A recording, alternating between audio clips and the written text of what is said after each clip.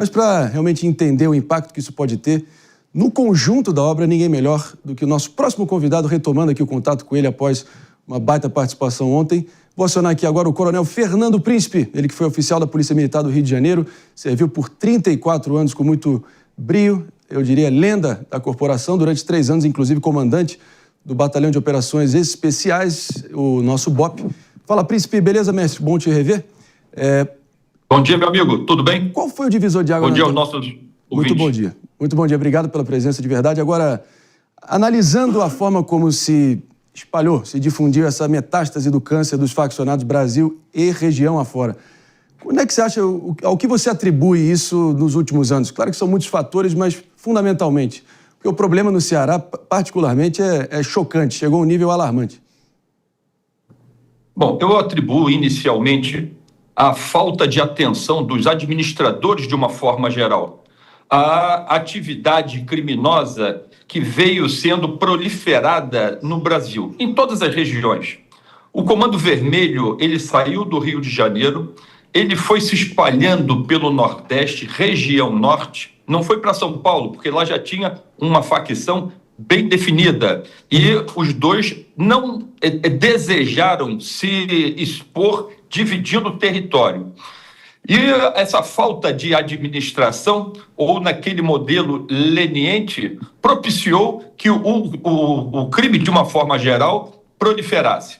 A DPF 635, a partir de 2020, ela cria um ambiente de fortalecimento das quadrilhas, ela cria enriquecimento das quadrilhas e, ao mesmo tempo, a proteção que ela representa para as quadrilhas. Tanto isso é verdade que essas quadrilhas começaram, aqui no Rio de Janeiro, a receber integrantes das facções de outros estados, como isso aqui sendo um grande ambiente, um resort para todos eles.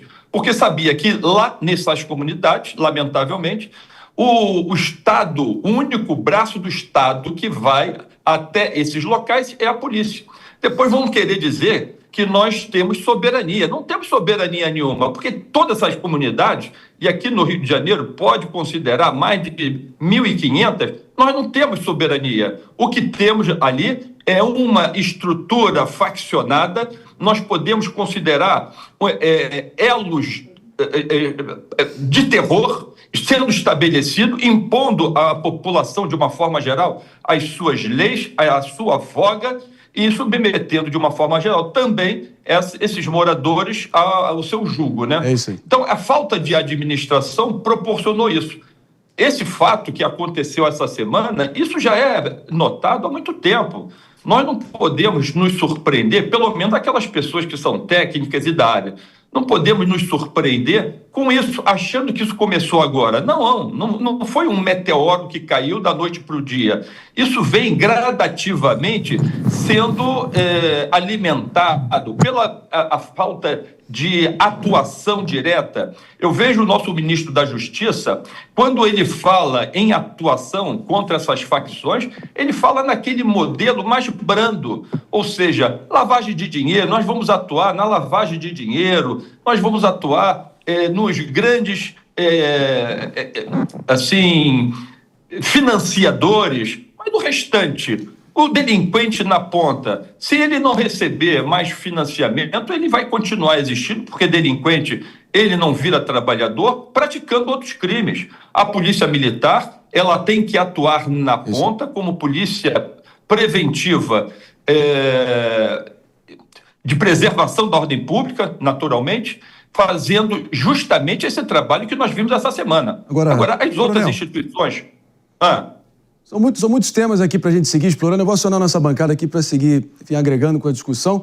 O nosso comentarista Mano Ferreira está com a palavra aqui agora para a próxima pergunta e a gente conclui esse raciocínio. Vamos em frente. Bom dia, Coronel. Muito obrigado pela entrevista aqui com a gente. A minha pergunta é sobre como efetivamente recuperar o controle territorial de áreas dominadas por essas facções. Porque a gente vê, por exemplo, a experiência histórica da UPP, que encheu de esperança muita gente, teve até aquele simbolismo de recolocar a bandeira do Brasil no território, fincar, foi um momento de emoção patriótica para muita gente, que quando a gente olha com o distanciamento do tempo, parece que depois dos efeitos eleitorais positivos para aquelas autoridades diretamente envolvidas na implementação do projeto, a coisa se dissipa e o ciclo se repete. Então agora a gente, à véspera de uma eleição, gato escaldado tem medo de água fria, olha para uma operação como essa e fica com medo, mais uma vez, de não estar diante simplesmente de uma ação eleitoreira que não se sustente ao longo do tempo. O que precisa para, de fato, uma operação de retomada de controle territorial conseguir ter sucesso efetivo ao longo dos anos e não simplesmente de forma pontual às vésperas de um ano eleitoral? Coronel Príncipe. Bom, eu vou falar sobre essas UPPs. Teoricamente, elas tinham tudo para dar certo. Se houvesse efetivamente vontade do administrador, e no caso o governador, ele foi um dos responsáveis pelo fracasso do projeto. Esse projeto não era novo, já existia na Polícia Militar com outros nomes.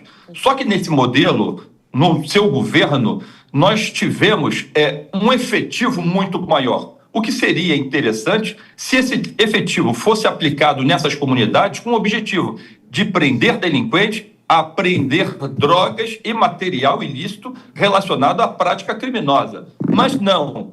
O governador ele queria estabelecer a UPP como projeto político, mas não queria que houvesse os riscos da atuação policial nesse ambiente. Ou seja, se o policial vai atuar efetivamente, vai ter troca de tiros, vai ter confronto de uma forma geral, e ele não queria que isso fosse mostrado como uma fraqueza do projeto. Então, como não havia cobrança, os delinquentes, aqueles que saíram da comunidade, voltaram para a comunidade, verificando o seguinte: eles estão ali naquele local só para constar, porque efetivamente os policiais não eram cobrados sobre nada. Então foi um fiasco.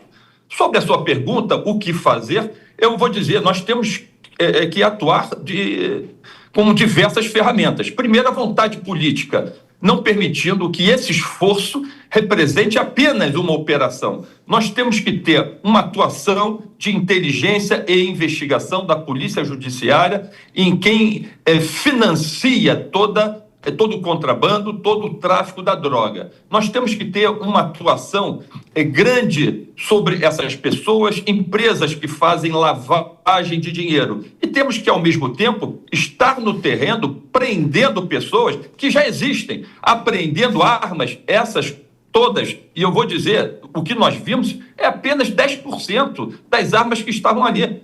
Nós temos que voltar ao terreno para apreendermos muito mais. Até que nós tenhamos o último delinquente preso, nós não podemos sair. Aí sim, através de outros programas sociais, o governo se impõe àquela comunidade, mostrando para eles que, assim, agora sim, essa comunidade está livre do tráfico de drogas e nós vamos devolver uma comunidade saneada para vocês moradores. Tem que ser em todas essas frentes. Concluindo, Coronel Príncipe, a gente que conhece o Rio de Janeiro sabe que, na verdade, os incautos imaginam que o Rio de Janeiro é o mapa do crime, né? Fincado na geografia do Rio. Parece que como se houvesse regiões exclusivamente tomadas, aqui o Terceiro Comando Puro, aqui o ADA, aqui o Comando Vermelho, aqui as milícias. Mas cada vez mais a gente está vendo, primeiro, as práticas de extorsão e opressão desses povos e cobranças de taxas desde aluguel a mototáxi e companhia, que geralmente era associado ao modus operandi das milícias, está sendo replicado em áreas do Terceiro Comando Puro, inclusive como aliados. As coisas estão se confundindo, está virando quase que uma gororoba do crime. Como é que você vê esse fenômeno mais recente com essas facções e falanges do crime se tornando quase que se confundindo entre si, né? E como enfrentar isso? Bom, eu falei anteriormente que após a DPF 635, que o nosso governador fez um comentário atribuindo um adjetivo peculiar a ela realmente potencializou a ação criminosa no Rio de Janeiro. Como eu já falei, ela fortalece, enriquece e protege o vagabundo. Nós tivemos, durante esse período, uma quantidade de delinquentes, e nós vimos pela cara de todos eles, são muito jovens. Eram crianças que se tornaram adolescentes e por características desviantes de personalidade e caráter, preferiram a vida criminosa. Então, essas pessoas que não foram presas ao longo desse período e que, naturalmente, durante as operações policiais, em razão do seu enfrentamento, em razão da resistência que sempre, e é normal, que eles impõem à polícia, não foram neutralizados. Então, nós temos aí uma superpopulação criminosa. Essas pessoas, elas acabam sendo mão de obra excedente.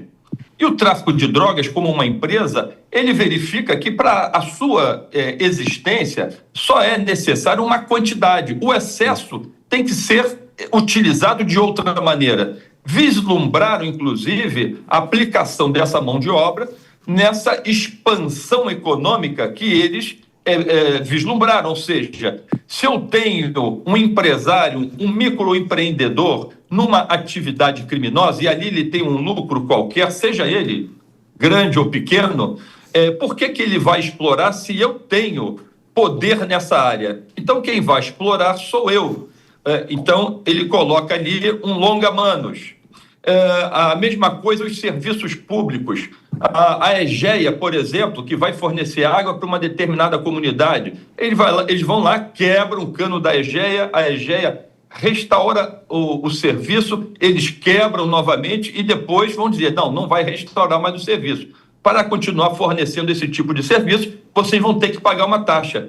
E assim eles vão procurando, em todas as atividades econômicas, ou eles praticarem, assim como titulares da operação, ou eles se associam nesse modelo como uma pequena taxa ou uma grande taxa, dependendo da atividade, para que eles tenham a vantagem econômica em todos os segmentos, em todos os setores da economia. É isso aí. Agora, para resolver isso, temos que atacar todos eles. É polícia na rua, é operação diária, 24 horas por dia. Coronel Fernando Príncipe, lenda do BOPE e amigo aqui do Morning Show. Obrigado, mestre. A gente volta com você na sequência. Portas sempre abertas.